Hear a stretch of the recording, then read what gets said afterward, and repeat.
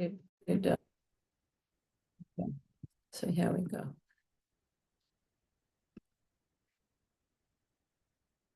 Okay. Hi, and Freilich and Chanukah. It is the 6th night of Chanukah, and each of the candles of Chanukah are connected to a different sphera. So the first night of Chanukah was Chesed. The second night of Chanukah was Gevurah. The third night of Chanukah, Tiferet. The fourth night, Netzach. The fifth night, which is very, very special, was the night of Hod. And the whole holiday of Chanukah is a holiday of Hod, because Hod is surrender, Hod is acknowledgement, Hod is bending the knee. And on Chanukah, we kind of have to decide, what are we acknowledging? What are we bending our knee to? And Chanukah is also connected to the word for chinuch. So what is the trajectory of our value system and what we prioritize? That's connected to chinuch, and it's connected to Chanukah, because Chanukah is about how they rededicated the temple with their little bit of oil, and how we rededicate the little temple within us, how we light that fire within us, and to what are we worshiping, so to speak. That's kind of the energy of the fifth night, which was last night. Tonight is the night of Yosef, who's Yesod.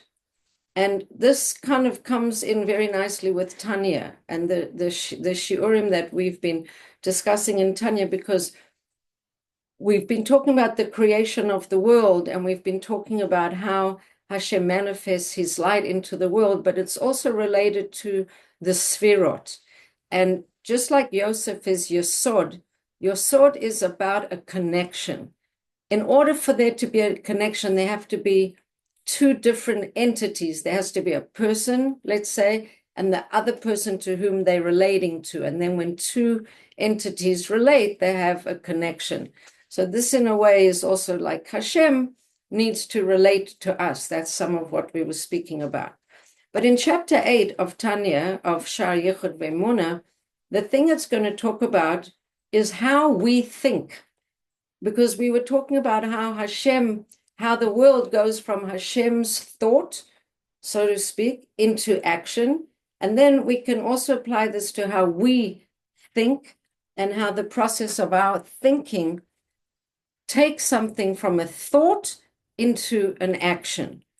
So I'm going to open up the Tanya, share the screen with inside chapter 8, and we'll read it together. And we're going to see that first we're going to talk about how when Hashem knows something new, it doesn't change him at all. And then we're going to talk about this idea of how do we move from a thought into an emotion, into an action. And the same way that our progression from a thought to an emotion to a feeling, the same way that those things are in a progression, like a chain reaction, so too, in a way, is the creation of the world, starting in Hashem's chokhmah, which, by the way, in Chassidus, we don't just call chokhmah wisdom. We can say chokhmah is koach ma, like a energy of something. It's the energy of everything. Koach ma is also a way of pronouncing chokhmah if we sort of mix up the letters. But it's a beginning point, and from that, everything else will come. So I'll read it, I'll just go fast in English. So beginning of chapter 8 in Shaar Yichud VeEmunah. So now what Maimonides Rambam has said, that the Holy One, blessed be he, his essence and being and his knowledge are all completely one. There's not him and what he knows. So this applies equally to all the attributes of Hashem, blessed be he, and all his holy names, and the designations with the prophets and the sages of blessed memory have ascribed to him. So whatever name we can say that Hashem is, his gracious, merciful, beneficent, etc., which those are, you might recognize those from the 13 midos, harachamim, chanun, varachum, vachassid, all of those things, they're all part of him, and they all don't have identities of their own. This is also written with respect to his being called wise, like when we're talking about Hashem's wisdom. Nothing can be ever added because Hashem is the be-all, the end-all, the beginning, the middle, the end. You can't add onto infinity. You can't add something to something that is so all-encompassing as Hashem. So likewise, with respect to his will, as it says, Hashem desires those who fear him. He wishes to do kindness. He desires the tshuva of the wicked. He doesn't desire their death. These are all kind of attributing Hashem to have emotions, so to speak. But that's really so that we can relate to different ways Hashem manifests in the world. So we see that different emotions, even wisdoms and will, are ascribed to Hashem. But his will and his wisdom and his attributes, whether they're kindness, mercy, etc., they don't make him a composite. It's not like, God forbid, like a quilt, a quilted blanket. The quilted blanket is made up of different pieces and parts. God forbid that we should think that Hashem is made up of these different aspects. So, okay, his being, his essence, his will and wisdom and understanding, and all of these things, all of his attributes constitute a perfect unity. Everything is still part of this oneness. He can be all these things all at the same time because he's, I don't know how else to say it other than part of this cosmic soup of infinite possibility. That's what Hashem is. It's a energy state. I don't know if the phrase cosmic soup is okay for you. It works for me because in this is everything possible. It's all included. You can't add on anything extra because all part of. That's why Rambam says this form of unity where Hashem's knowledge and so on is one with Hashem himself. We can't even understand this. This is beyond our capacity of mouth to express, beyond the capacity of the ear to hear, beyond the capacity of the heart to clearly understand. So that's, and then a person can visualize in his mind all the concepts which he wishes to conceive and understand, but he'll relate to Hashem's aspects the way he relates to these aspects within himself, because that's what we do.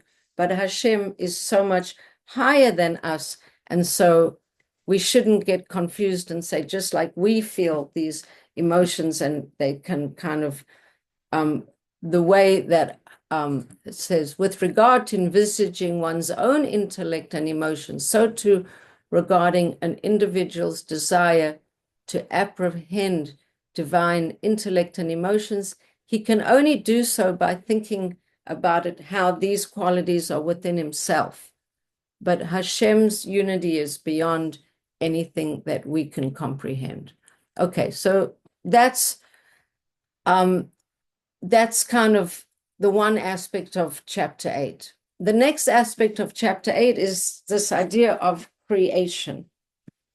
And creation is similar to the way anything that we begin doing begins. So let's say, hang on one second. Baruch atah Adonai Eloheinu melech haolam she'akol nהיה b'dvaro.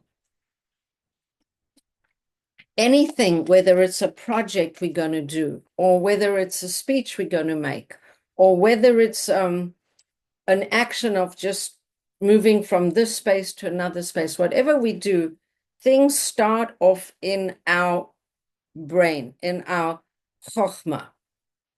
And it's interesting because the creation of the world, it says, Bereshis bara Elokim. What does it mean, Bereshis? One could say it means in the beginning, but it can also mean with the quality of Reshis. What is Reshis? Reshis is connected and associated with wisdom, with, so to speak, God's wisdom. So let me read it inside. So the supreme quality, okay, so let's just see where we can, okay. For the first, in other words, the supreme quality and rank with regard to created beings is wisdom, for which reason it is called the beginning, as in the phrase, the beginning of wisdom. So, in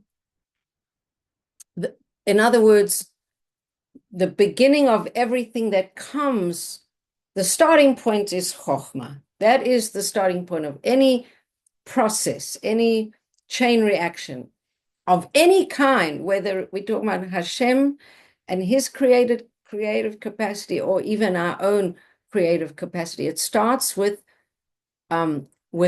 Reshit. And what is Reshit? He Chokhmah. Shelachein Nikra Reshit. So we can say Chokhmah or we can say Reshit. Reshit means the first. Either way. Ki be'emet he Reshit umakor kol hachayut hanivraim. Because this Chokhmah is the beginning and, in a way, the fountainhead of all of the life force in creatures. Anything that is going to be created is coming from this beginning, this. And when we say the life force, remember, we're talking about that every created being is really a manifestation of the life force and the energy of God himself. So when we talk about this energy, this, it's saying here, fountainhead. That's an interesting English translation. Ki be'emet he reshit, the beginning, umakor, and the source, kol hachayot, of all life and all of every creature and every creation. Ki me hachochma nimshachot bina v'da'at. And from wisdom comes understanding and knowledge. You can't have an understanding of something, you can't have a process to digest a concept or an idea if you didn't first get the concept or the idea. So it starts from wisdom, which is chokhmah, then it goes to bina, which is the sort of processing, the chewing, the trying to understand and flesh out an idea, and then it goes into da'as. Now, da'as, the first place where da'as, the word da'as is mentioned in the Torah, is it says Adam knew Chava.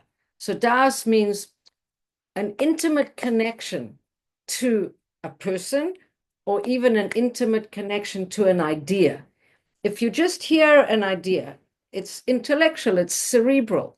Until you've chewed it, digested it, processed it, you can't have da'as, because da'as means you and the idea have become intimate. You've integrated that idea. So from the beginning, it's chokhmah, bina, and da'as. Now, what's going to happen next? How are we going to get from these intellectual, cerebral realities into action? Everything's happening in my own head. Somebody told me something. I processed it.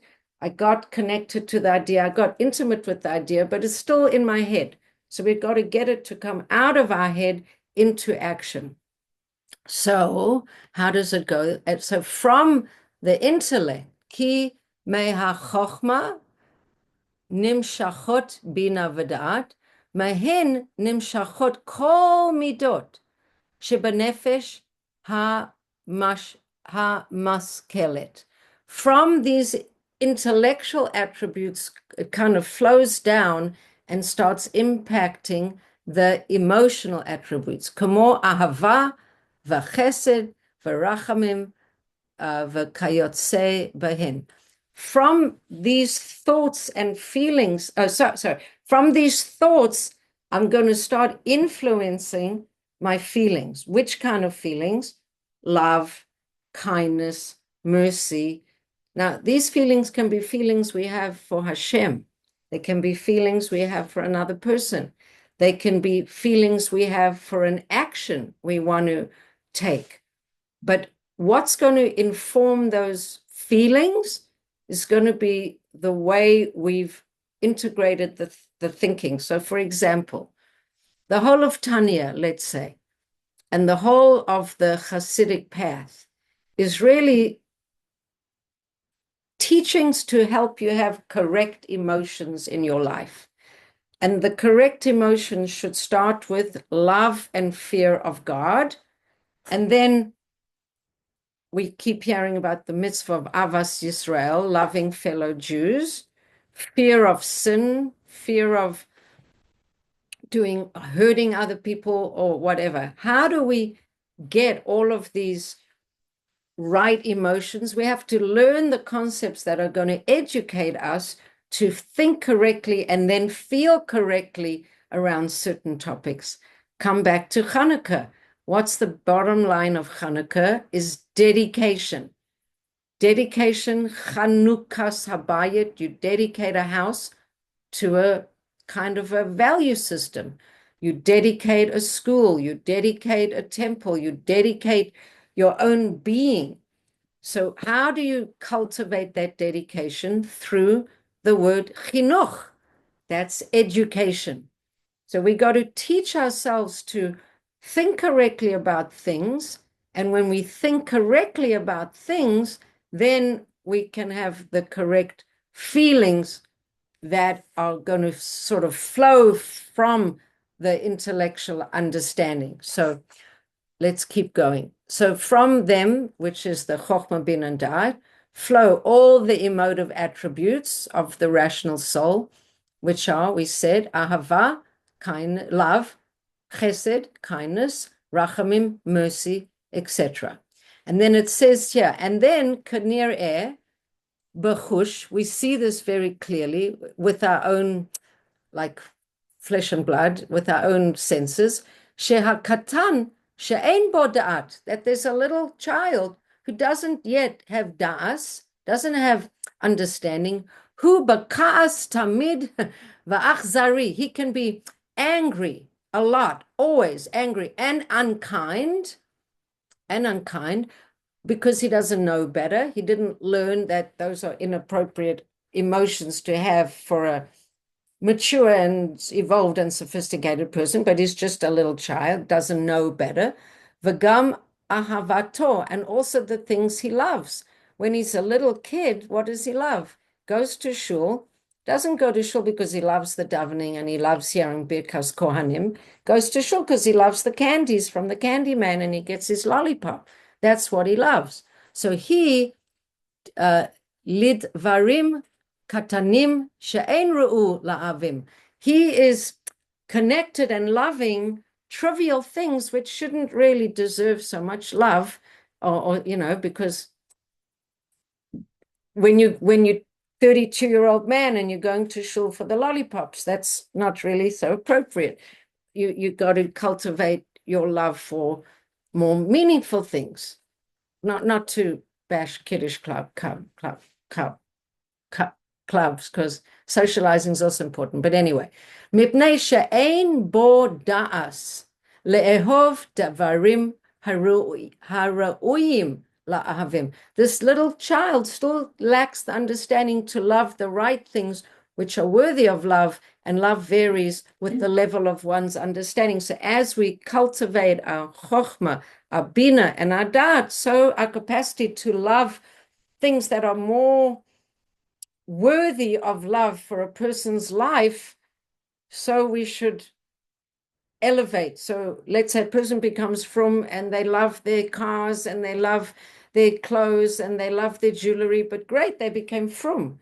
Then if they're continuing to learn Torah and evolve, if they're still loving their jewelry and their cars and their clothes with the same passion, and they're not starting to love the mitzvahs and the learning and the more elevated things, then you're kind of wondering if all of the chokhmah is really processing into the bina and fully into the diet, unless they're able to do both, which would be an amazing accomplishment. Okay, so thus the emotions are dependent on the intellect and understanding in as much as they derive from them. And then it says here, Uma hamidot shebenefesh nimshachot ba taivot va'otiot hamachshava.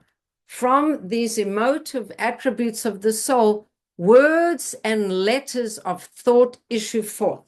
So we had the intellectual, then we hit the emotional, and once we've hit the emotional and the right emotions, hopefully the right emotions are evoked, what comes next? What comes next, says the Alter Rebbe, would be the words and the letters that are around the words and letters of thought issue forth.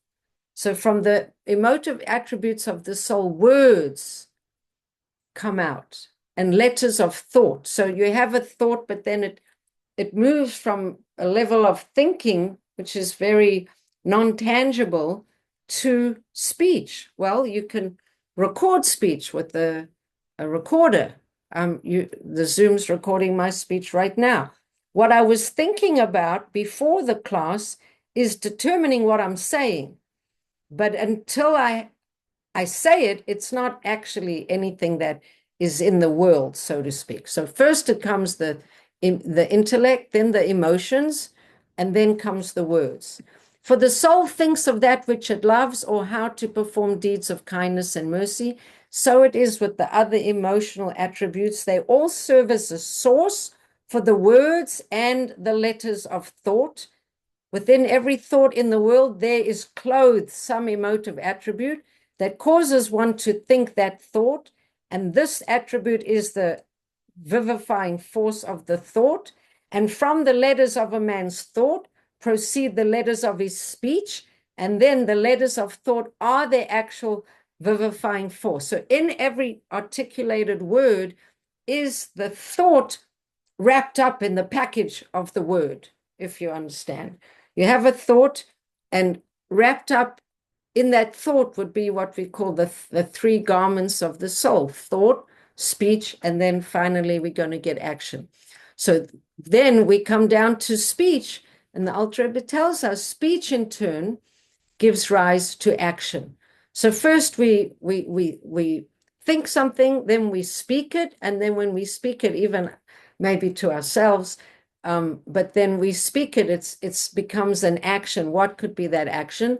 Tzedakah, helping the lady cross the street, picking up a siddur and davening, or whatever. It's going to be an action. Just like the case of a king who orders his servant to give charity. So the king is the chokhmah, and the hand is kind of like the servant. So even when a man himself does some deed which he had a thought of doing, the power of the soul and its life force, which clothes itself in this deed. Now, this is a little complicated. I'm going to read it and then I'll try and understand it.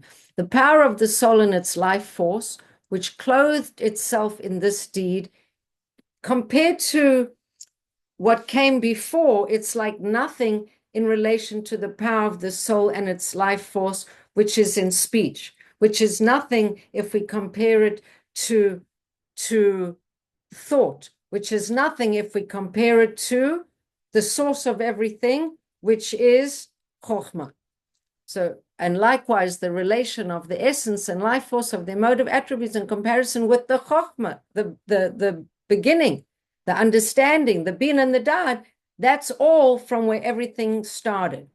All this applies to the soul of man and the soul of all the created beings in this high and low world. In all of them, wisdom is the beginning and the source of everything that comes down.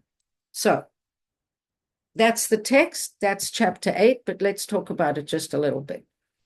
So whenever you're seeing a person behave in a certain way, if that behavior is appropriate and good and for all the right reasons in all the right ways, then you could say, or you could think that that person, and whether this person is Jewish or this person is not Jewish or this person is from or whatever, if they are behaving in the appropriate way, then you could say this person received good chinuch. They received information that was trying to educate them how to behave in the world, and that those thoughts penetrated It went from a level of chokhmah, which is a new idea, a concept, an intellectual idea. And from that, it went to bina. From bina, which is fleshing it out, digesting it, working it out, it went to das. And the das means they really got it. And then that flowed down and impacted their emotions, so that when they see a poor person on the street, they have an emotion of maybe wanting to go help them or give them a tzedakah or give them a warm sweater or whatever.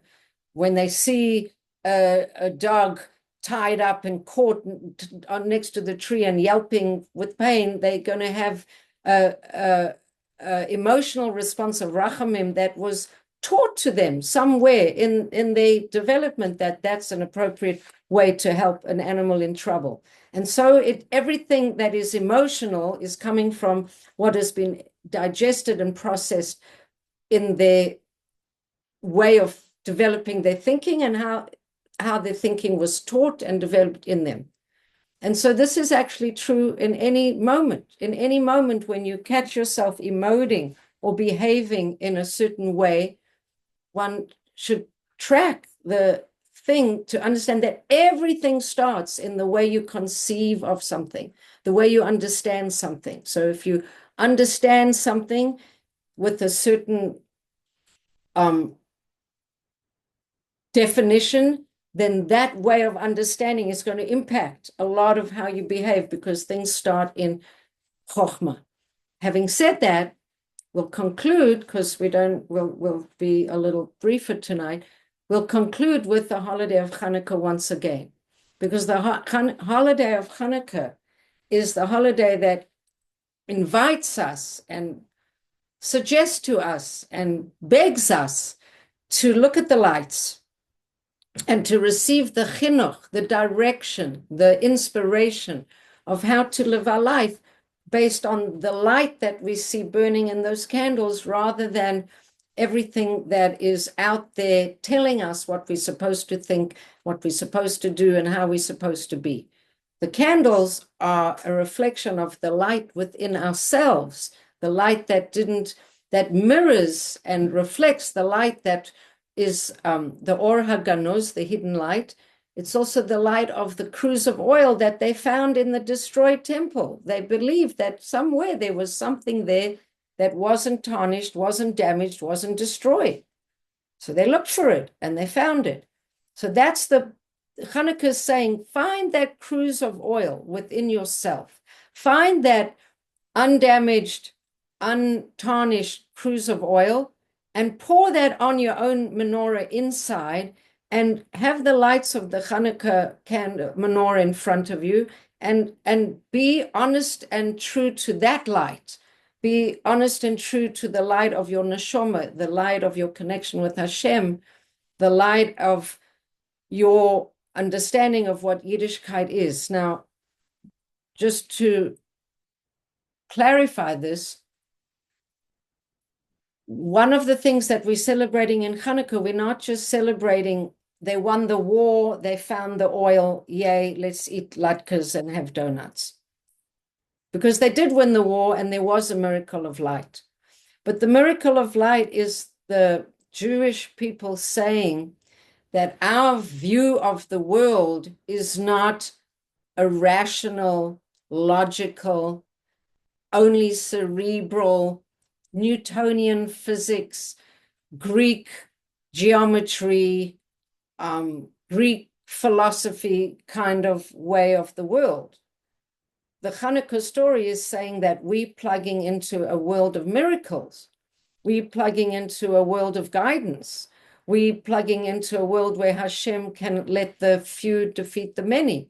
We're plugging into a world where if Hashem wants to make a cruse of oil last from 1 day to 8, he can.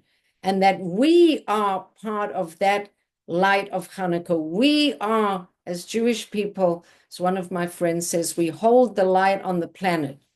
We as Jewish people are the ones who have a natural affinity to be connected to this Or HaGanuz, which is the light of Mashiach, the light of truth, the light of transcendence. And so the Chanukah light begs us to take our chinuch seriously. And chinuch is not just to our children, it's to ourselves, to our inner child, to give them that guidance that what is chinuch, kind of, if you would summarize it, it's like, on which trajectory are you setting your path? Are you directing it to, if you imagine the face of a clock, to 12 o'clock? Or are you directing it to 10 to 12 or 20 to 12 or 11:30? That's also okay. Or are you 12 o'clock straight?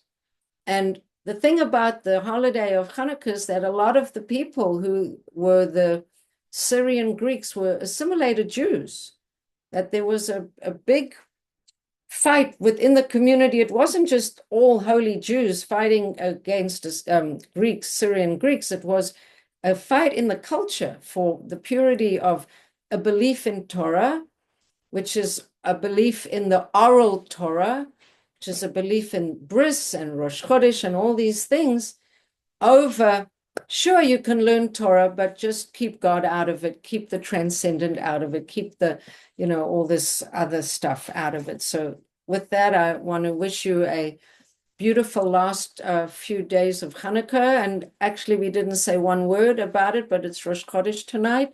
So Rosh Chodesh Tov, the month of Teves, which doesn't have so many holidays in it. It has a few fast days, but it does get illuminated by the 6th night of Hanukkah, the 7th night of Hanukkah, and the 8th night of Hanukkah. So wishing you a Hanukkah Sameach, Chag Sameach, and good chinuch to yourselves and to those around you. And with that, I'll say Laila Tov.